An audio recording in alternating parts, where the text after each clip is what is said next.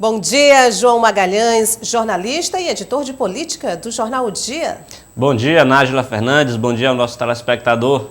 João, você acabou de assistir comigo essa matéria sobre a reivindicação dos professores do município aqui de Teresina, desta vez lá na Câmara Municipal. Olha, eu acredito que por essa jogada de frutas, e há quem diga que não foi só fruta que eles jogaram não, viu? Os vereadores não esperavam por essa, hein? É verdade, e a gente observa, até pelas próprias imagens, que o movimento ganhou força. Normalmente a gente vê muito movimento grevista que não tem a adesão de grande parte da categoria, mas esse aí do Sindicato dos Servidores Municipais da Educação, dos professores da Rede Municipal de Ensino, tem demonstrado que tem atingido uma grande parcela da categoria. E essa pressão sobre os vereadores, em ano eleitoral, ela pode fazer diferença, viu? A base do prefeito Firmino Filho na Câmara é muito sólida, eles rejeitaram o pedido de uma audiência pública para discutir a situação. E pelo que a gente conhece da história do sindicalismo municipal aqui na rede de educação de Teresina, essa confusão está longe de chegar ao fim. O que a gente espera é que a prefeitura abra um canal de diálogo, sim, com os servidores. A Câmara Municipal pode contribuir com isso, não só com a realização de uma audiência pública, mas também debatendo o assunto da educação com maior profundidade.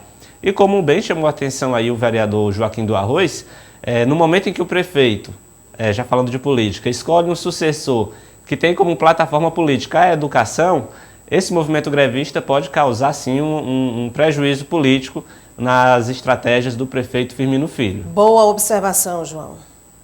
Estamos falando aí, no caso, você se refere a Kleber Montezuma, Sim. Que é o atual secretário de Educação do município e possivelmente pré-candidato a prefeito esse ano. Sim, e que tem um histórico, né, de relacionamento com os servidores da educação que não é muito bom. Então, acredito que esse tema pode chamar bastante atenção por conta disso e talvez acenda lá uma luz de alerta no Palácio da Cidade para que tente procurar um canal de diálogo com a categoria exatamente para minimizar os prejuízos nesse sentido. A reivindicação principal dos professores é que, apesar da prefeitura apresentar um projeto para conceder o aumento, ele vem parcelado. E a parcela que inicia lá em agosto, ela não é retroativa. Então, esse aí é a principal reivindicação da categoria. Agora, João, já que nós citamos aqui Kleber Montezuma, ontem aqui no estúdio esteve o ex-prefeito de Teresina, o médico Silvio Mendes, conversando comigo. Inclusive, ele fez algumas revelações que eu e muita gente, eu tenho certeza, que não sabiam sobre o secretário de Educação aqui do município. E o que você achou da declaração dele quando ele disse que se ofereceu para ser vice na chapa de Kleber? Esse posicionamento do Dr. Silvio Mendes, ele surpreendeu. Ao longo das últimas entrevistas, o ex-prefeito sempre demonstrava que não tem mais muito interesse numa vida político-partidária. Ele sempre costumava dizer que agora, nessa fase da vida, queria se dedicar mais, né, à família, enfim. Que a contribuição que ele deu para Teresina já foi muito grande e que ele é grato pelas oportunidades que o povo de Teresina deu a ele. Então, ele se oferecer para ocupar o cargo de vice demonstra que realmente ele tem essa sintonia com o pré-candidato a prefeito Kleber Montezuma. Agora, o que chama a atenção também, Nájila Fernandes, em relação a essa questão, é que Dr. Silvio Mendes, historicamente, tem vamos dizer assim, é um político maior que o pré-candidato a prefeito Kleber Montezuma. E isso sempre, normalmente, causa uma grande confusão. Porque, vamos supor, a chapa é consolidada nesse sentido. Kleber Montezuma, candidato a prefeito, Silvio Mendes, vice. Se Kleber Montezuma, nas primeiras pesquisas, não decolar, obrigatoriamente, na base aliada vai surgir aquela sensação de que é melhor trocar, é melhor inverter a posição. Porque Silvio Mendes, as pesquisas atestam, ele é um prefeito que teve uma grande aprovação, por isso é muito bem lembrado pela população de Teresina. Ele já passou por isso em 2014, quando naquela época ele se aliou ao MDB e a chapa para candidato ao governo era com Marcelo Castro, candidato a governador, Silvio Mendes vice. Quando as pesquisas saíram, demonstrava-se que Marcelo Castro não subia e Silvio Mendes aparecia muito bem. Então, automaticamente surgiu um movimento para inverter a chapa. Então, essa questão de Dr. Silvio Mendes ser vice de Kleber Montezuma pode causar, sim, um atrito, um conflito. É preciso entender que os dois também têm uma personalidade muito forte. Então, é algo que a gente deve acompanhar com bastante atenção nos próximos meses. O que Silvio Mendes deixou claro, e pelo menos foi o que eu entendi, que para ser prefeito é necessário dedicação exclusiva, principalmente de uma cidade do porte de Teresina, e que ele quer contribuir, no caso como vice, e não ter essa alta responsabilidade que um prefeito tem. Mas, João, mudando de assunto, tá com uns dias que nós não falamos aqui de Walter Rei das Motos. A última notícia que a gente deu no Bom Dia é que ele havia desistido da sua pré-candidatura e queria, inclusive, se desligar do PSL. Exatamente. Ele já decidiu para onde ele vai, partidariamente falando? Já sim. Na próxima segunda-feira, ele assina ficha de filiação ao PSD. A articulação foi realizada aí pelo deputado estadual Georgiano Neto e pelo deputado federal Júlio César. E Walter Rei das Motos, ele chega no partido com o interesse de ser o pré-candidato a vice-prefeito. Então o PSD deve ir aí de chapa pura na eleição de Teresina, já que a atual secretária de Estado do Agronegócio, Simone Pereira, é a pré-candidata a prefeita. Também vai ser oficializado isso na próxima segunda-feira. E aí o empresário Walter Lima chega ao partido, traz aí algumas lideranças e deve ser o candidato a vice-prefeito da chapa. João, que história é essa do governador Wellington Dias rechaçar, digamos que, proposta da carga tributária? Explica pra gente. Nájila, o atual ministro de Minas e Energia, Bento Albuquerque, falou que para manter o preço dos combustíveis no preço atual, tendo em vista esse aumento do dólar, pode ser que seja necessário aumentar o imposto, né, um certo tipo de imposto, que é a CID.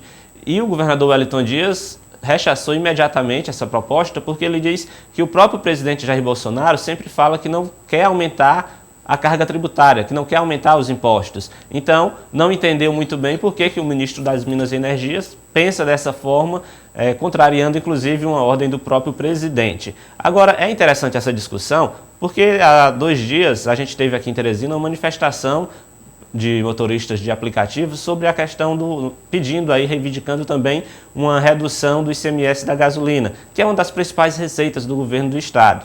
É necessário que a gente entenda que toda essa discussão ela está envolvida num contexto mais amplo, que é o da reforma tributária, que a Câmara Federal, o Senado, o governo federal, os governadores estaduais, eles sempre dizem que é necessário que se faça uma reforma tributária, mas um fica esperando pelo outro. O governo federal não encaminhou ainda os projetos para o Congresso. O Congresso tem proposta lá que trata disso, mas ainda não de fato começou a analisar isso com certa profundidade. Então a reforma tributária é extremamente necessária.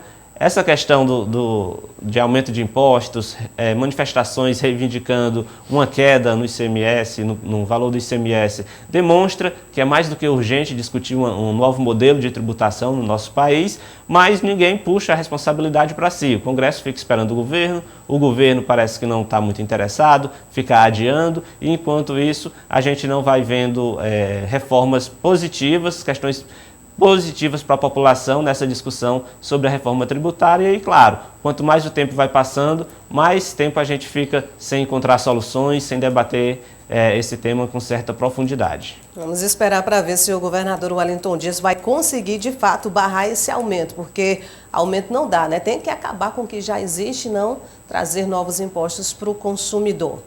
Vamos falar de Mão Santa, João? Vamos sim, prefeito de Parnaíba. Exatamente. A gente tem um vídeo, nesse vídeo que a produção vai jogar agora, ele faz uma espécie de chamamento para que a população possa participar das manifestações que vão acontecer em várias capitais, em várias cidades do país, e dia 15, como a gente já falou aqui algumas vezes, e claro que Parnaíba não vai ficar de fora. Joga o vídeo do Mão Santa, produção. Esta é a manifestação que nós não estamos liderando, nós estamos participando. O líder dela é o presidente da República, que foi humilhado, esculhambado, que não é a tradição democrática de um povo. Então, o que está participando no partido é uma solidariedade dos 58 milhões que elegeram Jair Messias Bolsonaro. O ponto maior nessa data e nessa hora é o mercado da Caramuru, que lá combinar, e podendo prosseguir a Avenida João Silva. Bom, João, tá aí, ele fazendo o papel dele, inclusive de amigo pessoal do presidente Jair Bolsonaro. É verdade. O que chama a atenção nesses protestos nesse protesto marcado aí para o próximo domingo, é que a pauta dele não é muito transparente. Há cerca de um mês, a gente comentou inclusive aqui no Janela Política, que o presidente Jair Bolsonaro compartilhou vídeos via rede social, convocando amigos, a população para esse protesto, e nesse vídeo citava que o protesto tinha como bandeira de luta contra o Congresso Nacional, contra o Supremo Tribunal Federal. Isso causou um atrito muito grande entre os poderes, houve um recuo do governo, o recuo de alguns ministros dizendo que não, que a pauta não é contra o Congresso, não é contra o governo, mas a gente sabe que há um certo ar de radicalismo nesse tipo de debate sobre essas manifestações. Então elas estão se configurando como um ponto importante para que a gente possa mensurar a capacidade do presidente, do presidente Jair Bolsonaro de levar a população, os seus aliados para a rua, monitorar também as reivindicações. Houve nos últimos anos algumas manifestações que pediam coisas absurdas, então é preciso que esse ar de radicalismo não alcance, não seja propagado. De extremismo, o extremismo político precisa ser combatido, precisa ser monitorado. E, claro, o prefeito Mão Santa, como aliado do presidente Jair Bolsonaro e sempre defensor de algumas bandeiras ligadas aí ao espectro político da direita, fazendo a convocação aí para a cidade de Parnaíba, o que também pode servir para que a gente monitore a popularidade do prefeito lá no município, né? De repente, ele convocando todo mundo e dando um evento com milhares de pessoas, isso pode demonstrar que o prefeito está bem na fita. João, e serão 2 manifestações, uma pela manhã e uma à tarde. Será que ele vai acompanhar as duas? Provavelmente. E fazer lá, se aproximar lá mais do seu eleitorado? A gente vai ficar de olho. E esse vídeo ele é bem grande, a gente só tirou um trechinho devido ao tempo, mas ele inclusive diz que após as manifestações ele ainda vai assistir o jogo do Flamengo e também ainda vai para a praia, viu? É uma agenda de pré-campanha bem intensa, né? Com certeza, mas enfim, só para fechar esse assunto que é muito sério, gente, quem for para a rua contra ou a favor, sem violência. Como o João falou, esse radicalismo é o que preocupa a gente.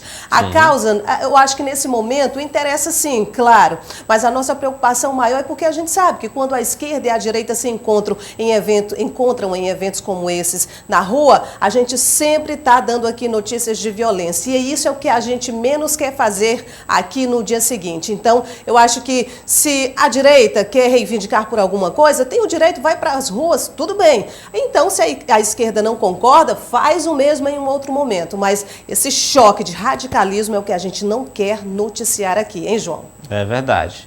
Bom, e já que a gente está falando em governo federal, que história é essa, João, de que Bolsonaro quer usar o coronavírus para desfazer acordo com o Congresso? É a história dos 30 bilhões do orçamento. Esse dinheiro é muito disputado, viu, Nájila Fernandes? O Congresso quer ficar com ele, o governo quer, tem hora que quer dividir, tem hora que quer só para ele. O certo é que parece que estão encontrando um caminho para que nenhum dos dois poderes fique com a maior parte desse dinheiro.